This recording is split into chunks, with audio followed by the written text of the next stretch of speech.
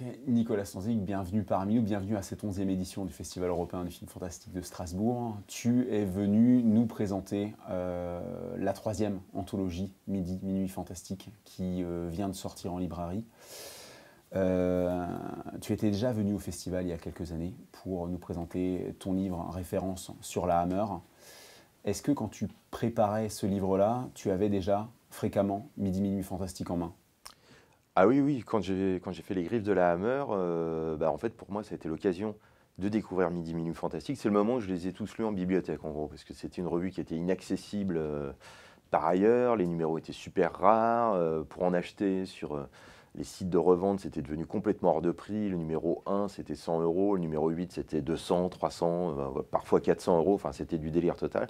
Donc, c'était devenu une espèce de collection mythique, rarissime, qu'on pouvait consulter que dans certaines bibliothèques spécialisées. Et pour les Griffes de la Hammer, effectivement, moi je m'intéressais à tout ce qui avait été publié sur la Hammer au moment de la sortie des films, qui avait défendu la Hammer, qui avait combattu Dracula, Van Helsing et compagnie. Et évidemment, Midi Minuit Fantastique, c'était la revue clé de toute cette histoire-là. C'était la revue qui avait fait de la Hammer un emblème en France pour une bataille d'Hernani autour du fantastique. En gros, c'était vraiment ça. Et au moment des Griffes de la Hammer, j'ai fait des entretiens avec pas mal de cinéphiles de l'époque.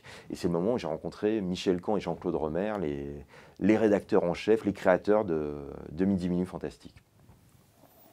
Donc c'était par là ta première rencontre avec la revue. Auparavant, tu en entendais simplement parler. Alors, la toute première fois que j'ai entendu parler en fait, de Midi Minuit Fantastique, pour être exact, c'est dans une lecture du roman Dracula de Bram Stoker. J'étais gamin, j'avais 10 ans peut-être, je l'ai lu à cet âge-là. Et dans l'introduction du bouquin, il y avait une introduction qui était écrite par Tony Fèvre. Il parlait d'une revue mystérieuse qui, dans les années 60, donc s'appelait Midi Minuit Fantastique, et dans laquelle un certain Christopher Lee écrivait. Il avait envoyé une lettre à Midi Minuit Fantastique. Et ça m'avait vachement frappé, parce que je m'étais dit, mais c'est quoi cette revue dans laquelle Christopher Lee écrit comme s'il était chez lui, quelque part. Et il y avait un côté...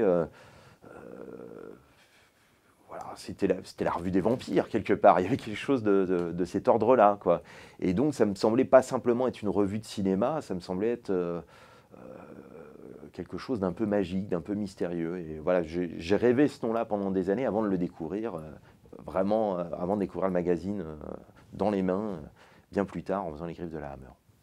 Et aujourd'hui, quand on évoque Minuit Fantastique, qu'on replace la revue dans le contexte, on a l'impression de parler de cinéphilie déviante. Ouais. Mais en même temps, c'est une cinéphilie déviante qui est célébrée dans la revue par des grands journalistes, parce qu'il y a des journalistes décaillés, positifs qui interviennent. Oui, alors c'est ça qui est complètement dingue avec cette revue, c'est que c'est une espèce de who's-who formidable. Non seulement il y a des grands noms des cahiers comme Bernard Asenschitz, Claude Belly, ou des grands noms de positifs comme Ado Kirou, qui peuvent écrire dans cette revue à une époque où les clivages cinéphiles sont hyper marqués. Hein. Normalement, c'est la guerre entre les cahiers positifs, mais au sein de Midi Minuit, les uns et les autres peuvent se retrouver.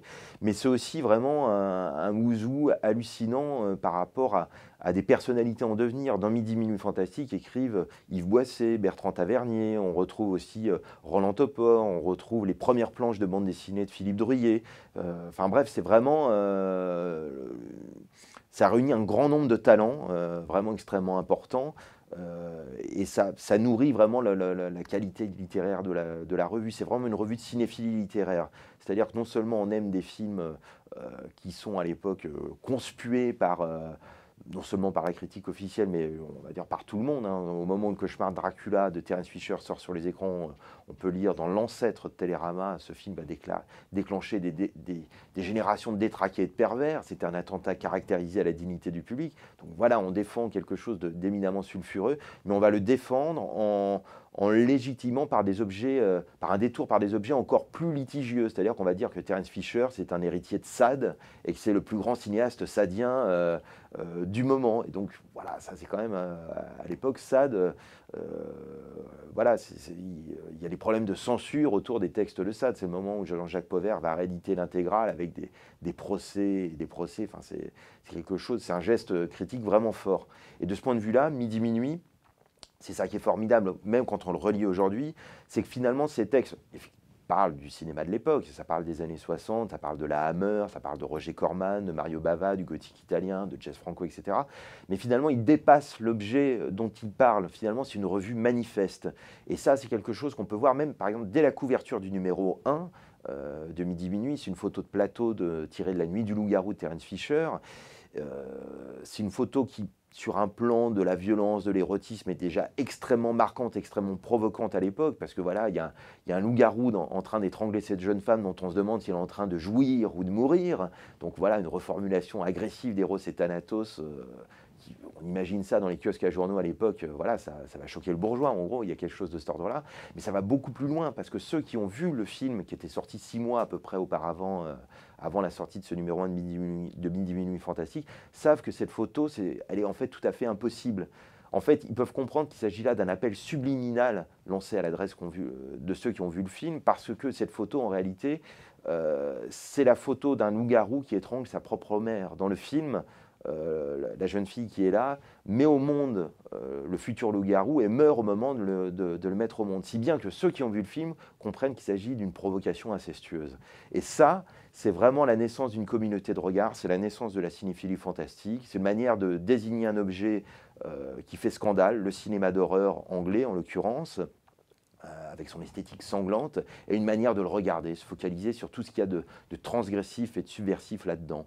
Et finalement, la cinéphilie fantastique, le midi-minuisme, c'est le goût allié des mythes et de la subversion. Voilà. Et quand tu couvres comme ça, sous forme d'anthologie, des années et des années de publication, nous, on voit évoluer les choses assez rapidement, on voit changer la teneur et le fond de la revue. Et là, cette période, la période couverte dans ce 3e volume, c'est la période des grands entretiens surtout. Oui, alors ça, c'est quelque chose d'extrêmement important dans les années 65-67. Ça correspond là vraiment au numéro 12 à 17 qu'on a repris dans ce 3e volume. C'est le moment où ils vont aller rencontrer Christopher Lee pour faire des entretiens fleuves. Ils vont rencontrer Jacques Tourneur, Edgar J. Ulmer, Karel Zeman, Jean-Pierre Mocky aussi, qui est revendiqué cinéaste midi-minuiste à l'époque. Et il y a aussi un entretien fameux avec Barbara Steele. Tous ces entretiens, ça c'est aussi quelque chose d'extrêmement précieux aujourd'hui, parce que c'est les textes qui ne peuvent pas vieillir du tout. C'est une masse d'informations absolument hallucinante qui est toujours pertinente aujourd'hui. C'est vraiment des sources de première main. Mais au-delà de ça, c'est aussi à une époque où aller... à cette époque-là, interroger des maîtres du fantastique, c'est quelque chose qui ne va absolument pas de soi. C'est un geste extrêmement bizarre. Quand Ricardo Freda reçoit Michel Caen et Jean-Claude Romer, le début de l'entretien, c'est bizarre votre revue. Je me demandais si vous n'étiez pas quelque chose comme des vampires. Voilà, il y a vraiment cette idée, mais qui peut faire une revue entièrement dédiée au fantastique? Ça ne va pas du tout de soi. Et donc, du coup, dans ces entretiens, il y a presque par moments un questionnement existentiel. C'est qu'est-ce qu'être une star du cinéma d'horreur gothique? Enfin, cette question se pose à Christopher Lee, elle se pose à Barbara Steele. Qu'est-ce qu'être un spécialiste de l'indicible, de l'invisible comme Jacques Tourneur? Enfin, qu'est-ce que ça veut dire que de produire des films comme ça dans les années 60? Et donc, on n'est pas du tout dans des interviews promo comme ça peut exister aujourd'hui. On est vraiment dans quelque chose de tout à fait inédit, quoi. C'est vraiment quelque chose un geste très très fort sur un plan critique. Et de ce point de vue-là, d'ailleurs, moi je dirais que Midi Minuit, ce qui fait vraiment la force de cette revue, c'est que c'est presque une sorte de journal intime cinéphile au diapason des transgressions de l'écran. Il y a quelque chose de cet ordre-là. Aller rencontrer les maîtres de la subversion fantastique comme Michael Powell, comme Terence Fisher, comme Jacques Tourneur, finalement, c'est faire quelque chose de quasiment aussi transgressif que le baron Frankenstein à l'écran quand il va créer un homme, que le comte Dracula quand il va vampiriser des jeunes filles dans leur chambre au nez à la barbe du mari victorien ou du fiancé Fallot. Il y a quelque chose de cet ordre-là. Et de ce point de vue-là, finalement, il y a une anecdote qui résume tout. C'est Michel Caen, donc le créateur de la revue, qui était le seul rédacteur en chef mineur d'une revue interdite aux mineurs dans toute l'histoire de la presse. Ça ne s'invente pas, c'est vraiment le symptôme d'une époque. Lui, en réalité, a monté cette revue à l'âge de 20 ans, en 62, juste pour trouver un prétexte pour rencontrer Barbara Steele. L'idée, c'était, si j'ai une revue dédiée au fantastique, forcément, il faudra que je fasse une interview avec Barbara Steele, il adulait littéralement Barbara Steele, c'était l'icône absolue pour lui. Et cette rencontre a fini par avoir lieu à Rome en 1965, lors d'un entretien resté fameux qui est repris dans le numéro 12, donc dans ce volume 3. Et finalement, ça a été le début d'une histoire d'amour entre eux. Et de ce point de vue-là, voilà, Midi Minuit, c'est clairement la revue de la traversée du miroir. Voilà. Et alors, on parle de ceux qui ont fait la revue. Est-ce qu'on peut parler aussi un peu de ceux qui la lisent à l'époque? Qui sont les lecteurs de Midi Minuit Fantastique dans les années 60? Les lecteurs de Midi Minuit Fantastique, c'est des baby boomers, donc des gens qui ont 20 ans dans les années 60, grosso modo. Et c'est des gens qui, à l'époque, se sentent extrêmement seuls dans leur goût.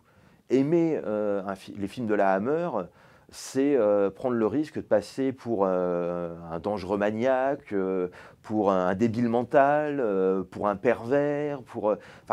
Il y a vraiment une espèce d'ordre moral à l'époque qui conspue littéralement le genre. Et c'est extrêmement dur pour tous ceux qui aiment ces films-là, d'assumer ce truc-là. Et donc, quand naît cette revue, quelque part, ça relie les uns et les autres. Et ça, c'est quelque chose qu'on peut retrouver dans le courrier des lecteurs à l'époque. Et ce qui est très amusant quand on relit le courrier des lecteurs de Midi Minuit, c'est qu'on y retrouve les noms de, par exemple, Alain Schlockhoff, le futur créateur de l'écran fantastique. On y trouve le nom de Jean-Pierre Dionnet.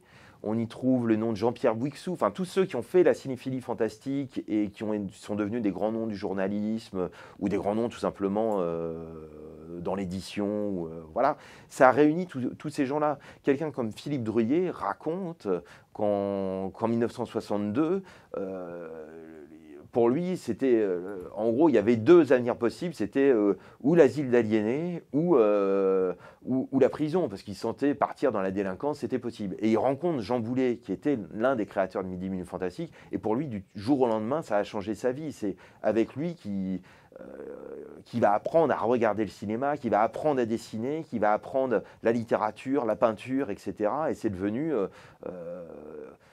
un mentor quelque part. Jean-Pierre Dionnet me disait l'autre jour, voilà, il y a eu André Breton qui a eu ses disciples. Nous fûmes les disciples de Jean Boulet. Voilà. Et donc, voilà, ça, quelque part, Midi Minuit, ça a fédéré toutes sortes de gens et ça a été le début de l'underground, ça a été le début de la contre-culture. Et tout ce qui s'est épanoui après mai 68, dans des revues comme Actuel ou dans les fanzines ou bref, dans tout ce qui relève de la contre-culture, en fait, tout était là dans Midi Minuit. Et le dénominateur commun de tous les gens qui ont fait de la contre-culture, en fait, dans les années 60, c'était l'amour du fantastique. Voilà, l'amour des vampires et des jolies filles qui erraient dans des couloirs sombres, poursuivis par quelques monstres libidineux, évidemment. C'est là que la chose a complètement changé parce qu'on touche une cinéphilie de niche totale. On parle de contre-culture quand aujourd'hui le fantastique, on le voit bien nous avec notre manifestation, c'est plus du tout de la contre-culture. Non, voilà. En fait, tout s'est joué à ce moment-là. C'est-à-dire que le basculement, le combat. Je parlais de bataille d'Hernani autour du fantastique, mais c'est clairement ça. C'est-à-dire que Midi Minuit, ça touche effectivement une toute petite niche de personnes. C'est tiré à 5000 exemplaires au début, à 15 000 exemplaires à la fin. Mais n'empêche qu'en 62, c'est la proclamation d'un jouir sans entrave cinéphile qui va aboutir à la déflagration de mai 68. Alors là, je ne parle pas d'influence politique, marxiste, léniniste, maoïste ou que sais-je encore. Midi Minuit, il y a plus un côté libertaire, un côté anarchisant, et un côté surréaliste. C'est plutôt ça l'idée. Mais en fait, ce vaste mouvement d'émancipation cinéphile, finalement a irrigué plein de sphères par la suite. Et il n'y aurait jamais eu Métal Hurlant dans les années 70 dans le domaine de la BD s'il n'y avait pas eu Midi Minuit. Et d'ailleurs, quelqu'un comme Druillet fait ses premiers clichés photos dans Midi Minuit, ses premières planches de BD, Lon Sloan, le Lon Sloan de 66, il va y avoir de larges extraits dans Midi Minuit. Enfin voilà, tout ça mène à ça. Les grands festivals des années 70, le festival du Rex par exemple, où on va célébrer la Hammer, où seront invités Christopher Lee, Peter Cushing, Terence Fisher, etc., avec ce côté phénomène de masse, enfin, voilà, avec des milliers de gens chaque soir pour les séances, ça n'aurait jamais existé s'il n'y avait pas eu Midi Minuit et les tout premiers festivals qu'ils ont organisés Par exemple, il y avait les Sadiques Manvaux dans des salles du quartier latin, au Racine notamment. Puis il y a eu le studio de l'Étoile à partir de 68, où ils faisaient des avant-premières prestigieuses avec Christopher Lee, Veronica Carlson pour Dracula et les femmes, par exemple. Ou, par exemple, l'avant-première de La Nuit des Morts Vivants de Georges Romero. En gros, c'est eux qui ont finalement épousé toute la modernité fantastique, celle de la Hammer au début des années 60, puis celle de Romero à la fin des années 60, puis bientôt celle carrément de Massacre à la tronçonneuse. Quelqu'un comme Michel Caen, donc le fondateur de Midi Minuit, c'est quand même lui qui est le premier en France à avoir acheté les droits de Massacre à la tronçonneuse en 74. Pour tenter de le faire diffuser ici, il ne pourra pas parce qu'il y aura des problèmes de censure. Mais donc voilà, ça a été vraiment quelque chose de fondamental, tout simplement. Avec ces ouvrages, tu célèbres pas seulement une cinéphilie, tu célèbres pas seulement le fantastique, tu célèbres aussi des grands cinéphiles. C'est des grandes figures, en fait, qui méritent quelque part d'être mises en avant pour leur apport au cinéma. Oui, parce que premièrement, c'est des grandes plumes. C'est vraiment des très grands textes qu'on écrit quasiment plus comme ça aujourd'hui. Il y a vraiment des textes absolument sidérants sur le plan de l'écriture. Ce sont des figures héroïques, parce que ce sont des pionniers. Évidemment, je racontais l'anecdote de Michel Caen et de Barbara Steele, mais on pourrait parler encore une fois de Jean Boulet. Lui, c'est un parcours complètement dingue. C'est-à-dire que lui aussi, Midi Minuit, ça relève d'une traversée du miroir. Jean Boulet, c'est quelqu'un qui était tellement au diapason des transgressions de l'écran, qui s'est identifié à ses fantasmes, à ses dessins. Il a fini par, à la fin, à force d'opérations chirurgicales, à ressembler à une espèce d'hybride invraisemblable d'Andy Warhol et de Brian Jones, une espèce de créature digne des expériences les plus folles du docteur Moreau. Enfin, il faut quand même y aller, quoi. C'est un petit peu à mettre sur le même plan que ce qui se passe, par exemple, dans le rock'n'roll à la même époque. C'est-à-dire qu'il y a une critique fantastique qui s'invente, il y a une critique rock qui s'invente, mais quelqu'un comme Lester Bangs, par exemple, aux États-Unis, quand il invente la critique rock, ben, il mène une vie au moins aussi rock'n'roll que Keith Richards. Eh bien, les Midi Minuistes, c'est vraiment ça. Ils mènent des vies aussi folles que les héros de l'écran. On n'est pas dans la geek culture d'aujourd'hui, on va être dans un truc de spécialiste, d'érudition maniaque, mais même s'il y a aussi un côté érudition maniaque aussi chez les Midi Minuistes. Mais il y a vraiment l'idée de vivre une aventure, quoi qu'il en coûte. Quelqu'un comme Jean Boulet, bah, il va carrément en mourir. Quelque part, il va aller au bout de son délire. On le retrouvera pendu au port du désert en Algérie en 70. Et on ne sait pas si c'est un suicide, on ne sait pas si c'est une famille déshonorée qui se serait vengée, parce que Jean Boulet, dit-on, s'est converti à l'islam à la fin de sa vie, mais je pense qu'il s'est plutôt converti aux jeunes musulmans. Voilà. Et il peut s'agir aussi tout simplement d'un accident SM. Voilà. C'est complètement possible. Mais c'est voilà, donc rééditer tout ça, c'est rendre hommage à toutes ces figures, c'est rendre hommage à des plumes, c'est rendre accessibles des textes qui pour moi sont toujours absolument modernes, au-delà de l'objet dont il est question dans ces textes. On parle du cinéma des années 60, mais finalement, ce qui compte, c'est le regard posé sur ces œuvres-là. Et de ce point de vue-là, encore une fois, c'est une revue manifeste. Voilà, il y a une manifeste des surréalistes. Ça, c'est le manifeste des fantasticophiles, littéralement. Et il est toujours valable aujourd'hui. Ça relevait d'une forme d'émancipation à l'époque extrêmement importante contre l'ordre moral, contre le puritanisme, contre l'inculture, la bêtise et tout ça, voilà. Et aujourd'hui, moi, je pense que redonner à voir tout ça, redonner à lire tous ces textes, redonner à voir même les films que les uns et les autres ont pu faire, parce que dans chaque volume de l'intégrale, il y a un DVD avec des films qui ont été réalisés par les Midi Minuistes à l'époque. Et ben, c'est une manière, je pense, clairement de résister sur tout ce qui va mal en ce moment. Là, il y a vraiment aujourd'hui une manière il y a un retour de l'ordre moral, il y a un retour de la censure de manière très très claire. On se défie beaucoup plus volontiers de l'imaginaire. Il y a des idéologies intégristes qui sont de plus en plus à l'œuvre, qui, de fait, l'ennemi, c'est l'imaginaire, voilà, très, très, très clairement. Et je pense que, voilà, revendiquer tout ça aujourd'hui, l'héritage Midi Minuiste, aujourd'hui, enfin, en tout cas pour moi, très clairement, c'est faire acte de résistance, voilà, vis-à-vis de tout ce qui déconne en ce moment. Et on te remercie énormément pour ça. Pour terminer, parler de la suite et de la fin de Midi Minuit, parce que finalement, cette anthologie trouvera son terme dans un 4e volume, c'est ça? Oui, c'est ça. On va aller au bout de la collection, on va même aller quelque part au-delà, parce que Midi Minuit, à l'époque, c'était 24 numéros, Mais il se trouve qu'il existe un numéro 25-26, un numéro double qui était prévu vers 72-73, la date n'est pas tout à fait claire, mais qui n'est jamais sorti. Parce que l'éditeur de Midi Minuit à l'époque, Eric Losfeld, qui était alors c'est pareil, c'est une figure absolument invraisemblable, c'était l'éditeur d'André Breton, de ses dernières revues sur Alice, c'est l'éditeur de Emmanuel Arsan, le fameux Emmanuel qu'on a adapté au cinéma. Voilà, il était l'éditeur de toutes sortes de textes érotiques, il a été l'éditeur de Sade, il a été l'éditeur de la bande dessinée, l'inventeur de la bande dessinée pour adultes, Barbarella, Druillet, Guy Pellard, enfin c'est lui qui fait tout ça.